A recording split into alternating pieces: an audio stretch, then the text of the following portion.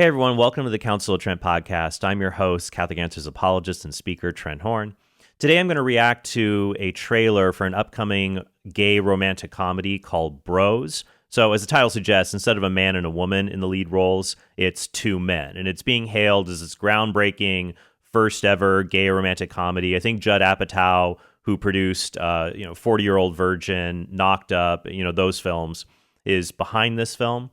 And so it's going to be coming out, I think, September 30th. So this episode should be debuting about, I think, a week before it comes out. Though the trailer's been online for several months, I just heard about it from a friend a few nights ago. So I thought I would go and I would watch it just to see what all the fuss was about. And after watching the trailer for the film, I just felt like those in Hollywood, in corporate America, on Twitter, who are loudly trying to promote LGBT ideology, it just reeked of a sense of desperation. Now, I know that I have Christian friends, people who text me, say, I just went into Target and I'm seeing like all of the pictures of the models for nail polish are all boys. And, you go around, it feels like every store is celebrating LGBT Pride Month, even though I thought that was just June. And you can feel a sense of hopelessness. But I want you to know that I think most people in our world are ambivalent towards this, especially if you see people who are loudly shout your abortion, after Dobbs. There are a lot of loud voices out there who have embraced a worldview that is antithetical to the gospel. But they're a loud minority. I think the people that we as Christians, we should reach out to everyone, obviously. But I think we should not forget about those people in the mushy middle, those people who are ambivalent, who are keeping their heads down because they just don't want to get in trouble. They don't want to be tarred and feathered by a digital mob, so they're afraid to say anything. And that's where we can have an important witness in this culture, but we have to do it right. Because on one extreme is just being really timid. Keep your head down, don't say anything, you don't want to get in trouble. But the other extreme is being hateful, threatening violence, dehumanizing people, using slurs, being really angry and belligerent. We don't want to do that either. We just want to present the truth, that which is true, good, and beautiful. And what really struck me in watching this trailer, and I think you'll see this, is that those who celebrate this kind of sexual behavior, they don't have something that is just intrinsically beautiful, that is just naturally going to draw people, like a good story about love between a man and a woman, that naturally ordered attraction. Because what's interesting about this film is, as you watch it through, it is the most generic romantic comedy plot possible. If you did it with a man and a woman, no one would see this film because it's just so tremendously boring. But instead, you have to flash with neon signs. We're LGBT, we're gay. Isn't that great? It's great, people. Isn't it great? As if you're really kind of insecure about the identity you have. And I think here, we have to gently help people to see that they have that insecurity. They see there is something really missing. All right, so what I want to do now is I'm just going to show parts of this trailer. Not the whole thing, but I just want to show parts that really make the point that I'm talking about here of this kind of desperation that I see and how we should be able to respond to this when engaging others on this issue. So let's take a look. Guys, it's Bobby Lieber coming to you from the future home of the LGBTQ+ Museum. Everyone is really excited and totally getting along. This happens to be Bisexual Awareness Week, and no one has acknowledged it. Lesbian History Month was in March. Nobody said a goddamn thing. Of course, lesbians get a month and we get a week. You're not starting off on a great foot if this is supposed to be a comedy. What it reminds me of is a Christian comedy. You could just replace LGBT museum with church. Hey, everyone, we're opening up our church. Or, everyone's really excited. And then you cut to all the ministry leaders having an argument about some theological issue. Wow, look at how outrageous and zany they are. When in reality, if it was a Christian film, you'd recognize you're all within a bubble that most people don't understand. So they don't care. And they don't find it particularly funny. Instead, you're just demanding that the rest of us think that this is funny when you haven't earned it on its own terms. So what's happening? Didn't you guys have an announcement? This is a little unexpected, but we are in a throuple situation. You're in a throuple? Let me tell you what's progressive now. Being alone. I love my life. I love my freedom. I love my independence. That's kind of sad. That I don't want to be in a throuple. I don't even want to be in a couple. So on the one hand, it tries to be really shocking, like, ooh, look at this, it's a throuple. What's amazing to me is that the non-monogamy thing still hasn't widely caught on, and I don't think it will, because our natural attractions to one another between a man and a woman fully giving themselves to one another, it's naturally ordered towards monogamy, even though lots of people cheat, no doubt. But lots of people also recognize that cheating and infidelity is wrong. And this is something that you shouldn't do, or at the very least, you shouldn't celebrate it. And so that does make it hard a bit for romantic comedy, because usually in a regular romantic comedy, another woman shows up, a rival of some sort. Maybe the guy's ex or the woman's friend or sister, and there's a miscommunication. But among men who have sex with men, monogamy is not a virtue. You have Dan Savage, for example. Is it Dan Savage? I think it's his name. He is a sex advice columnist, self-identified gay man. And he would describe his relationship with his partner as being monogamish. It's the idea that, we're mostly monogamous, but you can still go around and see other people.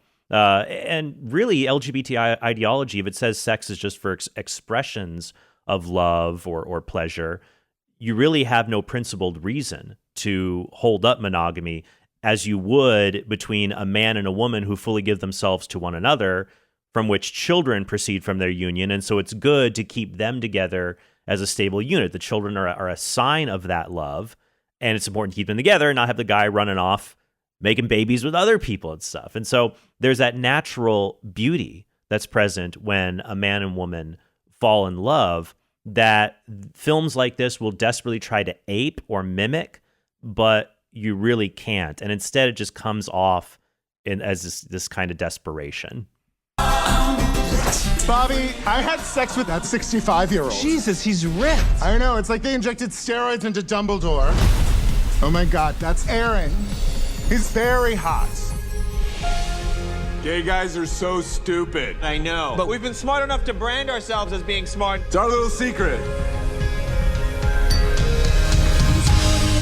Okay, so continuing on, so two thoughts here. Number one, I think this film falls into the trap of a lot of comedies. I was reading in the comments below, and one of the people there said they saw this at the Toronto Film Festival, and they said, oh yeah, all the best jokes are in the trailer, but it's still a great film. Well, if this is your greatest material, like the line about Dumbledore, it's like, okay, I guess that's kind of witty, but that's the best you can come up with. Like, the rest of it seems like it's going to be very unfunny virtue signaling. Then the rest of it is just the most generic romantic comedy plot line you can think of, which is, hey, a guy and a girl, they're not like each other. One is sort of like this muscly meathead and the other is not. How will they ever get along? Like I said, if this were a man and a woman, it'd be a completely forgettable film. It's similar to the film Brokeback Mountain that came out several years ago, where you have, if that was a man and a woman, it's about two cowboys who cheat on their wives because they're gay and they don't tell their wives, back in like the 60s, get married, don't tell their wives, cheat on their wives with each other. And this is supposed to be celebrated as something heroic when they're committing adultery. And if this were a man and a woman, you wouldn't celebrate it. You'd recognize that it's wrong. So it encourages this kind of selfishness of valuing one's own sense of pleasure over any other moral duties you might have to other people. But the big thing here to notice is that through the rest of the trailer, what it tries to do is it tries to, ape romantic comedies and our natural attraction to want to watch a man and a woman fall in love with each other. But you can't really have that with two men, that same kind of miscommunication, that same kind of chemistry. It just doesn't really work. So I do want to skip ahead, though, to the part that really just kind of made my eyes roll. So let's go right to that. Whole life, I prided myself on being self-reliant, but this guy has gone into my head. Maybe you're both bottoms and that's the problem. Bottom dick. Gay sex was more fun when straight people were uncomfortable with it. Oh my God, do you guys remember straight people? Yeah, they had a nice run. But notice what's interesting here is this just seems very, very sad to me. But imagine if you did like a Christian film And the last line was, "Hey, what do you think about people who are going to hell? Yeah, sucks for them." It just feels so weird. It's like instead of presenting what you think is really beautiful in and of itself that you want to share with other people, you recognize only your very small subset of individuals find this to be intrinsically beautiful. And instead, the best you can do to get attention is just to tear down what other people think. That you only find your sense of identity. If you only find your sense of identity in rebelling against others, and this is true also for Christians, if you only find your sense and identity in what you are not, then you're going to become an angry, belligerent person on the internet and with other people. That is not who we primarily are. As Christians, we are not defined by what we are not. We're defined by what we are as adopted sons and daughters of God who have been spiritually renewed, regenerated in the Holy Spirit, so that we can share forth to the world the theological virtues of faith, hope, and love, and to have this joyful hope that's rooted in eternal life and is rooted in a correct understanding of the human person, to find joy in things that our culture doesn't think is joyful. Well, deep down, they do. I mean, I really think deep down, when people see a 90-year-old couple, who have been married for 70 years, only the most cynical and jaded person will want to tear that down. And the reason they tear that down is because of their own sense of insecurity in knowing that the pleasure that they'll seek after in this world can't compare to the enduring true love that they can see beyond what our culture can offer us. So I think that it's important once again for us. So it's interesting here.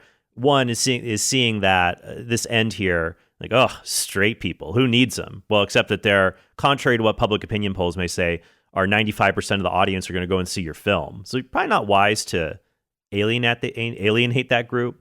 The other thing that makes me mad about here at the end is the little kids that they're dancing and are involved in this.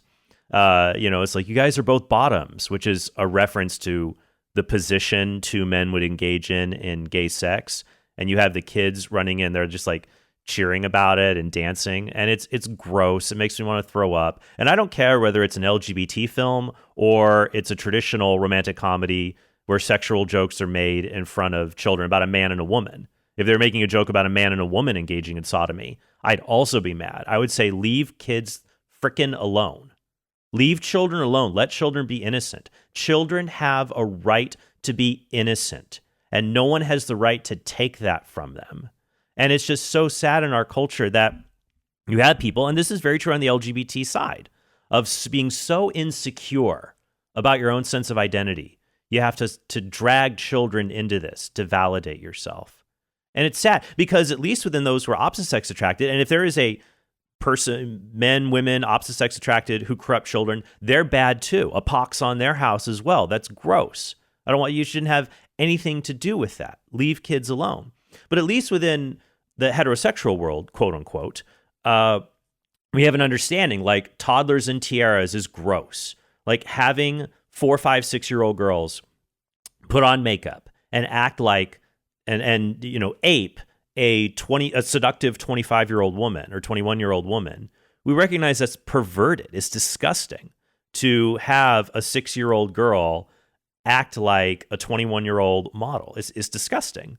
And we recognize you shouldn't sexualize children in that way. But if you have the LGBT ideology that is involved, suddenly the rules go out the window and you have 10-year-old drag stars, cross-dressers engaged in sexually provocative dancing on morning shows. And here, I do think there's a fine line. I think that we have to engage people assertively. We don't want to be hateful or aggressive, but we also should put down our line and say, stop being perverts with children. Stop it. Leave children alone. Don't put your pornography in any, I don't want your pornography in any library. If I find these books celebrating LGBT ideology that have graphic depictions of sexuality, things that are so graphic, I couldn't put them on my social media probably. I couldn't read them in a school district meeting. And yet they're in kids' libraries to corrupt children.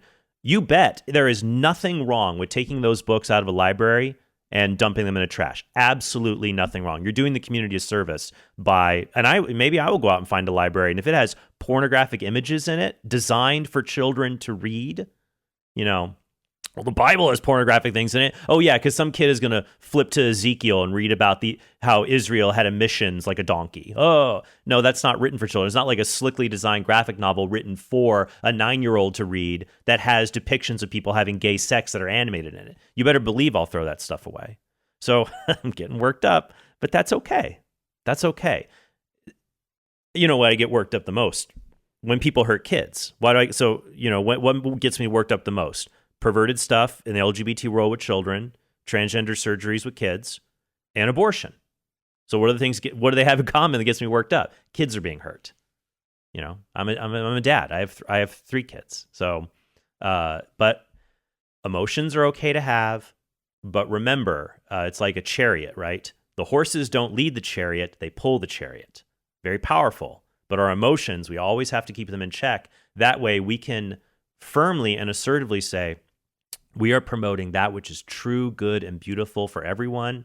And what you're promoting is a hollowed out imitation of that is ultimately not satisfying and leads to many people to despair, to a desire for true and genuine love that ultimately is found in the God who created us.